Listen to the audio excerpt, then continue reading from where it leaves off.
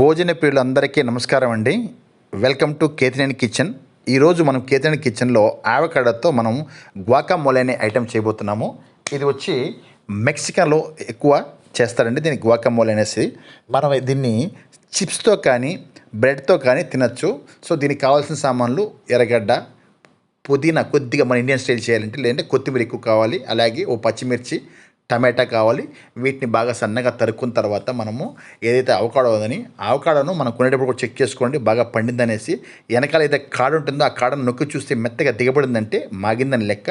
అలాంటి నీట్గా ఉన్నటువంటి అవకాడో తెచ్చుకొని నీట్గా క్లీన్ చేసుకొని అవకాడోని ఇలాగ స్ట్రైట్గా కట్ చేసుకుని దానిలో ఉన్నట్టు గింజ ఇలాగ తీసి పక్కన పెట్టేసి ఓ స్పూన్తో నీట్గా దాని లోపల ఉన్న గుజ్జు మొత్తం తనిగా సపరేట్గా తీసి మనం చూడండి ఇలాగ తీసి మనము ఓ బౌల్లో వేసుకుంటాము.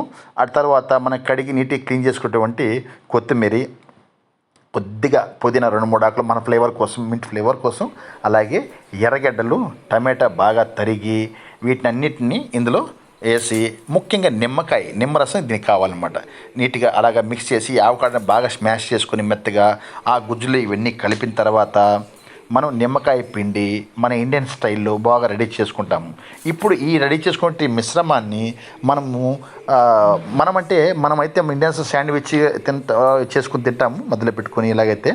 అలాగే చిప్స్తో కూడా ఎక్కువ మంది అమెరికన్ కంట్రీస్లో ఉండే వాళ్ళంతా కూడా చిప్స్తో తింటారండి.